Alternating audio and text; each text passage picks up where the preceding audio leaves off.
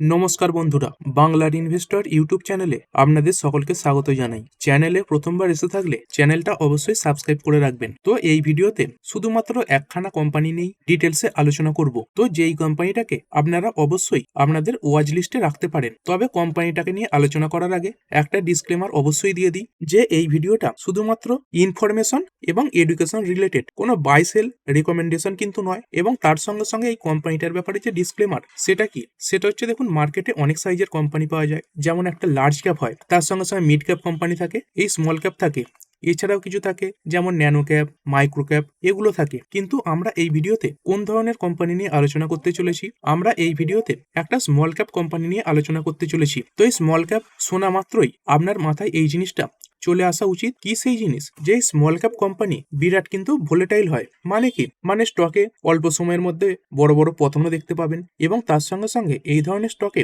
গ্রোথও বেশি হয়। তো যে কোনো স্মল ক্যাপ, তার সঙ্গে সঙ্গে এর থেকেও যে ছোট কোম্পানি রয়েছে সেইগুলোকে স্টাডি করার আগে এই জিনিসটা অবশ্যই মাথায় ঢুকিয়ে নেবেন যে এই ধরনের স্টকে অল্প সময়ের মধ্যে 50%, 60% উড়েও যেতে দেখবেন। আবার তার সঙ্গে সঙ্গে অল্প সময়ে বড় টাকাও কিন্তু এতে তৈরি হয়। এবং লং টার্মের যদি কথা বলি, লং টার্মে তো বিজনেস ভালো হলে সেটা অবশ্যই ভালো পারফর্ম করবে। তো যারা শুধুমাত্র এই স্টকের নাম শোনার জন্য ওয়েট করছেন, তাদের জন্য এটা বলে দিই যে আমরা এই ভিডিওতে শুধুমাত্র একটি কোম্পানি নিয়েই আলোচনা করব এবং সেই কোম্পানিটার নাম হচ্ছে নিওজেন কেমিক্যালস লিমিটেড। তো এই কোম্পানি সম্পর্কে পুরো ডিটেলস জানবো, কোম্পানির ফাইন্যান্সিয়াল ব্যালেন্স শিট এগুলো দেখবো, তার সঙ্গে সঙ্গে অ্যাডভান্টেজ কি রয়েছে এবং যে কোনো কোম্পানি আলোচনা করতে গেলে তার যে রিস্ক ফ্যাক্টর সেটাও জানা দরকার, সেগুলোও আলোচনা করব। প্রথমেই চলুন কোম্পানির যে বিজনেস সেটা দেখে নেব। দেখুন, এই যে ব্যালেন্স শিট রয়েছে, ফাইন্যান্সিয়াল, তার সঙ্গে সঙ্গে শেয়ার হোল্ডিং প্যাটার্ন, এগুলো তো যে কোনো কোম্পানি সব থেকে পরে দেখবেন। প্রথমে কি দেখবেন? প্রথমে অবশ্যই বিজনেস দেখবেন। প্রথমে যদি বিজনেসটা আপনার পছন্দ হয়ে যায়, তারপর বাকিগুলো দেখুন, বাকিগুলো চেক করুন। কিন্তু প্রথমে এই যে বিজনেস সেটা স্টাডি করা কিন্তু খুবই জরুরি। তো এই কোম্পানিটা কি কাজ করে থাকে, তো দেখতে পাচ্ছেন এই কোম্পানিটা এই 30 বছর ধরে মার্কেটে কাজ করছে। আর কোথায় কোম্পানির স্পেশালিটি রয়েছে, এই ব্রোমাইন বেসড কম্পাউন্ডস, তার সঙ্গে সঙ্গে এই গ্রিগনাট রিএজেন্টস, এবং তারপরের যেটা সেটাই আমাদের সব থেকে গুরুত্বপূর্ণ জিনিস, কি ইনঅর্গানিক লিথিয়াম সল্টস। তো শুধুমাত্র এই কোম্পানিতেই লিথিয়াম সল্টস এটার নাম দেখা যাচ্ছে বলেই আমরা এই কোম্পানিটাকে স্টাডি করছি।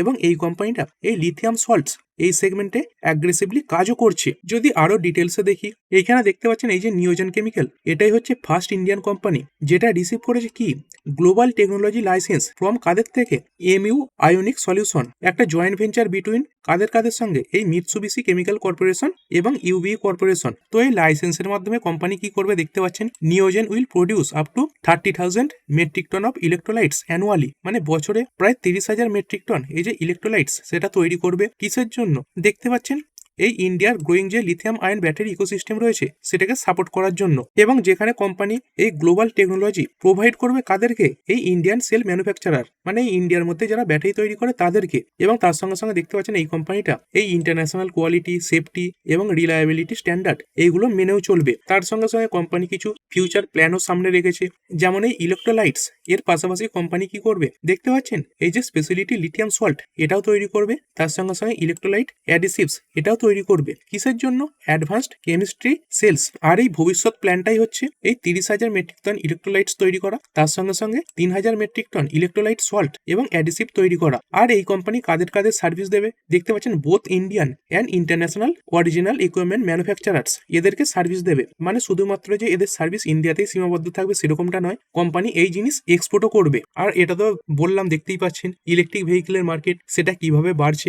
আর এই গভর্নমেন্ট তারাও কিন্তু এই যে ইলেকট্রিক ভেহিকেল এটাকে সাপোর্টও করছে, বিভিন্ন স্কিমের আওতাতেও এই যে ইলেকট্রিক ভেহিকেল সেটাকে নিয়ে এসেছে। আর যখন জিএসটি 2.0 ঘোষণা হয়, তখন এই ইলেকট্রিক ভেহিকেলের উপর যে জিএসটি সেটা কিন্তু অন্যান্য গাড়ির থেকে কমই রাখা হয়েছে। কিসের কারণে? যাতে মানুষ বেশি করে এই যে ইলেকট্রিক ভেহিকেল সেটা কেনে। এবং যদি এই ইলেকট্রিক ভেহিকেল মার্কেটের কথা বলি, তো দেখতে পাচ্ছেন এই 2024-এ এই ইন্ডিয়ার যে ইলেকট্রিক ভেহিকেল মার্কেট এটা কত ছিল, 3.98 ইউএসডি বিলিয়ন, যেটাই 2025-এ লক্ষ্য রাখা হয়েছিল বেড়েই হবে $5.28 বিলিয়ন। এবং 2032-এর লক্ষ্য কত দেখতে পাচ্ছেন, $17.88 বিলিয়ন বাই 2032। তো এই ইলেকট্রিক ভেহিকেলের মার্কেট এটা কিন্তু এই 19% সিএজিআর হারে বাড়তে পারে। তো কি বুঝতে পারছেন, এই ইলেকট্রিক ভেহিকেল এখানেও গ্রোথ রয়েছে। তার সঙ্গে সঙ্গে এই যে ইলেকট্রিক ভেহিকেলে ব্যবহৃত হয় ব্যাটারি, তার যে বিভিন্ন প্রয়োজনীয় জিনিস যেমন বিভিন্ন অ্যাসিড লাগে, এই ইলেকট্রোলাইটস লাগে, ইলেকট্রোলাইট সল্ট লাগে, বিভিন্ন অ্যাডিসিভ লাগে, সেই সেগমেন্টেও কিন্তু এই যে গ্রোথ সেটা বৃদ্ধি পাবে। এবং কোম্পানি দেখতে পাচ্ছেন দুখানা কেমিক্যাল সেগমেন্টেই কাজ করে। এই ইনঅর্গানিক কেমিক্যাল এইখানেও কিছু প্রেজেন্স রয়েছে প্রায় 12%, এবং এই যে অর্গানিক কেমিক্যালস এখানে 88% প্রেজেন্স রয়েছে। আর যদি ইন্ডিয়ার মধ্যে কথা বলি, এইখানে কোম্পানির বিজনেস রয়েছে 64%, এবং বাকি পৃথিবীতে কোম্পানির বিজনেস রয়েছে এই 36%। কোম্পানিতে তো এর আগেই বললাম এই ইলেকট্রোলাইটস টেকনোলজির জন্য এই মিৎসুবিশি আর্ম এদের সঙ্গে একটা প্যাক্ট সাইন করেছে।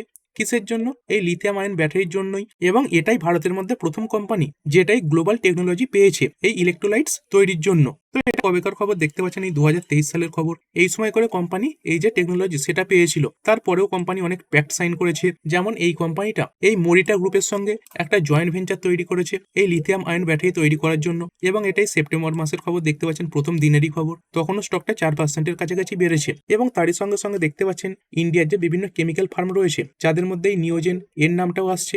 এরা কি করছে? এরা কিন্তু হেভিলি ইনভেস্টও করছে এই ইভি ব্যাটারি মার্কেটে। কারণ ভারত সরকার এই যে ক্লিন এনার্জি এই সেগমেন্টটাকে পুশও দিচ্ছে। তার সঙ্গে সঙ্গে এই কোম্পানিগুলো বিভিন্ন ইনসেন্টিভও কিন্তু পেয়ে থাকে। এবং তার সঙ্গে সঙ্গে কোম্পানির যে পোর্টফোলিও সেটা ডাইভার্সিফাইড, মানে শুধুমাত্র যে এই ব্যাটারির কেমিক্যাল তৈরি করে সেটাই নয়। দেখতে পাচ্ছেন এর যে কেমিক্যাল সেটাই ফার্মাসিউটিক্যালস, তার সঙ্গে সঙ্গে এগ্রিকালচার এই সেক্টরেও ব্যবহার হয়। তার সঙ্গে সঙ্গে এই যে ইঞ্জিনিয়ারিং ইন্ডাস্ট্রি এখানেও কিন্তু ব্যবহার হয়। আগেই বললাম এটা একটা ছোট সাইজের কোম্পানি। মার্কেট ক্যাপ কত রয়েছে?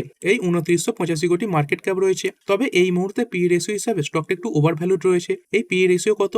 এই 90 রয়েছে। তো এর আগেও বলেছি শুধুমাত্র পি রেশিও এটা হাই দেখে এড়িয়ে যাবেন না। এই পি রেশিও দুভাবে নিচে আসে। প্রথমত স্টকের প্রাইস যদি পড়ে যায়, আর দ্বিতীয়ত কোম্পানির যদি প্রফিট বেড়ে যায়। কারণ এই পি রেশিওর ফর্মুলা কি? Price by earning. তো ওপরের যে পি রয়েছে সেটা যদি পড়ে, মানে কোম্পানির দাম, তখন এই পি রেশিও কমবে। তার সঙ্গে সঙ্গে কোম্পানি যদি নিজেদের আর্নিং বাড়িয়ে নিতে পারে, তাহলেও কিন্তু এই যে পি রেশিও সেটা নেমে আসবে। আর এই যে গ্রোথ ওরিয়েন্টেড কোম্পানিগুলো রয়েছে তাদের যে পি রেশিও সেগুলো কিন্তু একটু হাই হয়ে থাকে। কোম্পানির যদি কোয়ার্টারলি নাম্বারের কথা বলি, কোম্পানি এখানে নাম্বার দেখতে পাচ্ছেন এই 208 কোটির কাছাকাছি সেলস পোস্ট করেছিল। তো এটা কিন্তু হাইয়েস্ট সেলস ছিল এর আগের কোয়ার্টারগুলোর তুলনাতে। এবং যদি কোম্পানির নেট প্রফিটের কথা বলি, তো দেখতে পাচ্ছেন ছোট সাইজের কোম্পানি, তো এখানে যে প্রফিট সেটা কখনো খুব বেশি বেড়ে যায়, কখনো পড়েও যায়। এরকম প্যাটার্নই দেখতে পাবেন। দেখতে পাচ্ছেন কখনো 1 কোটির প্রফিট, তারপরে আবার 16 কোটির প্রফিট হয়ে গেছে। তারপরে আস্তে আস্তে 11-10 এরকম জায়গাতেই চলছিল। তারপর আবার কমেই 2.5-এর কাছাকাছি চলে এসেছে।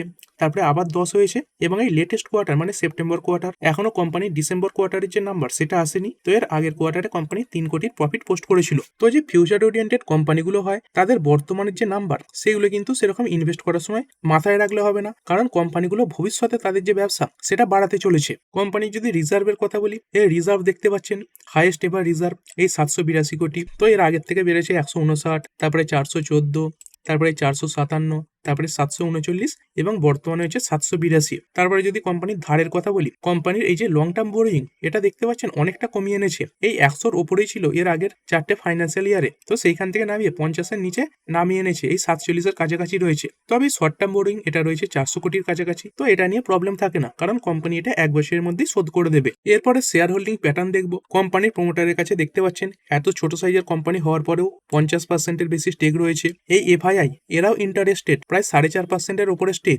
এবং এই ডিআইআই এদের কাছেও দেখতে পাচ্ছেন এই 20%-এর ওপরে স্টেক রয়েছে। মানে এই প্রমোটার, এফআইআই, ডিআইআই এদের কাছেই প্রায় 78%-এর কাছাকাছি স্টেক পড়ে রয়েছে।